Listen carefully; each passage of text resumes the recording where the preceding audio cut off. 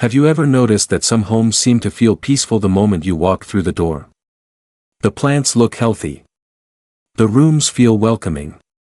And year after year, those same plants continue to thrive while others struggle. What makes it even more surprising is that many of these homes are not filled with expensive decorations or complicated garden setups. Instead, they often have a few simple plants growing quietly in corners, near windows, or beside an entryway. Over the years, many gardeners have noticed this pattern. Certain plants seem to appear again and again in homes that people describe as fortunate, comfortable, and full of positive energy.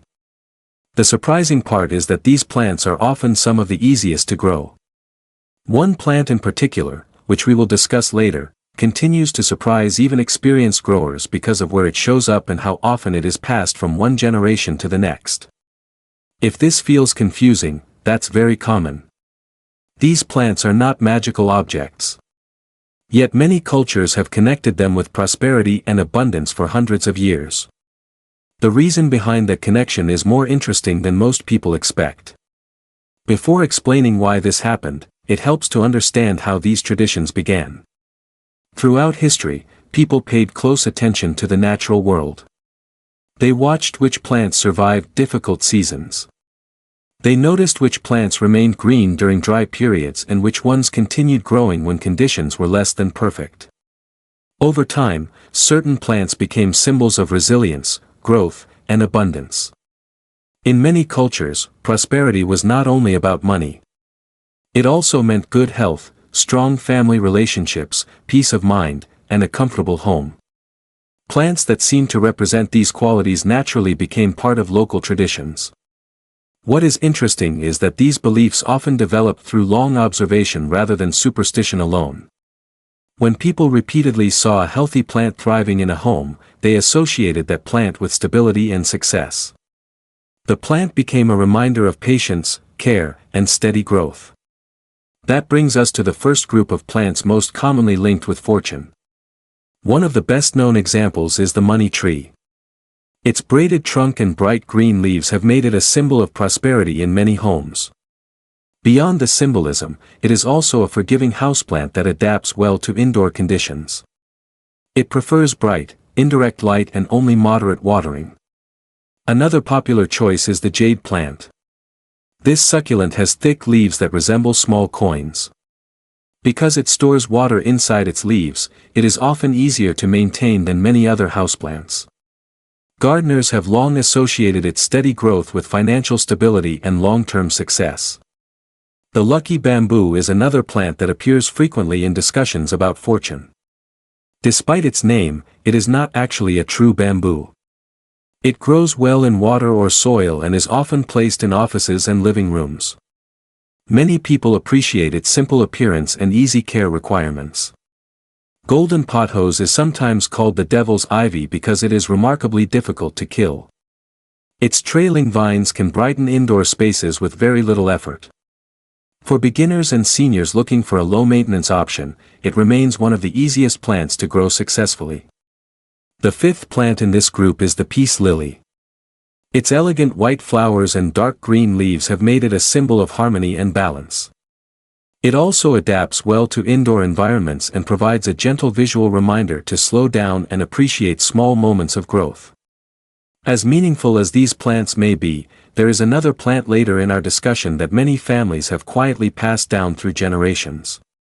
Its story may surprise you. Before we reach that point, there is a common misunderstanding worth discussing. Many people assume that simply owning a so-called prosperity plant will somehow bring positive results into their lives. Yet experienced gardeners often notice something different. The plant itself is only one small part of the story. A healthy plant requires the right amount of light, proper watering, and a suitable location. When gardeners provide those conditions, they naturally spend more time observing their surroundings. They notice seasonal changes. They recognize problems earlier. They become more aware of the environment around them. In other words, the positive feelings often associated with these plants may come from the habits they encourage rather than the plant alone. A thriving plant reminds us to be patient. It teaches us to pay attention. It rewards consistency rather than constant effort. The plant itself matters less than most people think. Now let's look at another group of plants with surprisingly deep histories. The Chinese evergreen has been admired for generations because of its attractive foliage and ability to tolerate indoor conditions. In many regions, it became a symbol of longevity and continued growth. The rubber plant earned a similar reputation. Its glossy leaves and strong structure gave it an image of strength and endurance. Families often kept these plants for many years, sometimes passing them between generations. The snake plant is another fascinating example. It survives conditions that would challenge many other houseplants. Because of this resilience, it became associated with protection and stability. The areca palm brings a softer appearance to indoor spaces. Its graceful fronds create a relaxing atmosphere, which may explain why it became connected with comfort and abundance. Then there is the orchid. Across many cultures, orchids have symbolized beauty, refinement, and success. Although some varieties require extra attention, modern orchids are often much easier to care for than many people expect. Among these plants, one has a particularly strong connection to family traditions. It frequently appears in homes where gardening knowledge has been shared across generations, creating a living link between the past and the present. As gardeners continue observing these plants over the years, many eventually arrive at a surprising discovery. The greatest benefit rarely has anything to do with money. That realization often changes how people think about prosperity plants altogether. Experienced growers frequently describe something much simpler. A healthy plant encourages observation. It creates small moments of attention throughout the week.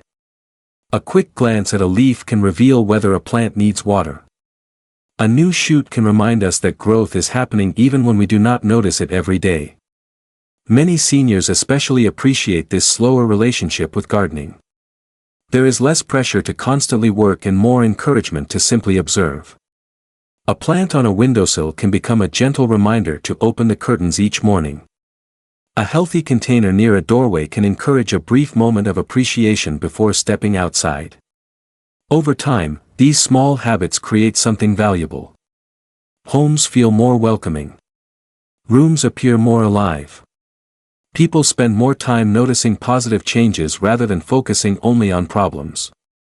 This may be the hidden reason so many prosperity plants became respected in the first place. They encourage consistency without demanding perfection. They reward patience instead of speed. And perhaps most importantly, they remind us that healthy growth usually happens gradually. Of course, successful growth also depends on something very practical. Climate and location matter far more than luck. A money tree that thrives in one home may struggle in another. A peace lily growing beautifully in a humid environment may require different care in a dry climate. Indoor conditions also vary more than many people realize. Some homes receive bright sunlight for several hours each day. Others remain shaded for much of the afternoon. Even moving a plant a few feet closer to a window can sometimes make a noticeable difference. Humidity is another important factor. Tropical plants often appreciate higher humidity levels, while succulents usually prefer drier conditions.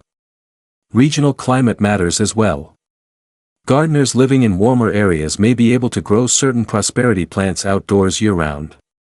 Those in colder regions often achieve better results indoors. When a plant struggles, it rarely means anything negative. More often, it simply means the environment needs adjustment. A yellow leaf is usually information, not failure. A slow-growing plant is often asking for different conditions rather than signaling a problem with the gardener. Understanding this makes gardening feel much more relaxing. Now let's explore the final group of plants that often surprise even experienced growers. The first is holy basil, sometimes known as Tulsi. For generations, it has been respected in many households and often placed near entrances, patios, or sunny locations. People value it for both its appearance and its long cultural history. Another interesting example is rosemary. While many gardeners grow it for cooking, it has also been connected with remembrance, protection, and positive household energy. Its pleasant fragrance makes it especially enjoyable near outdoor seating areas. The bay laurel has a history stretching back thousands of years. Ancient cultures associated it with achievement and honor. Today, many gardeners appreciate its evergreen beauty and practical culinary uses. And if you enjoy simple gardening advice designed for everyday gardeners,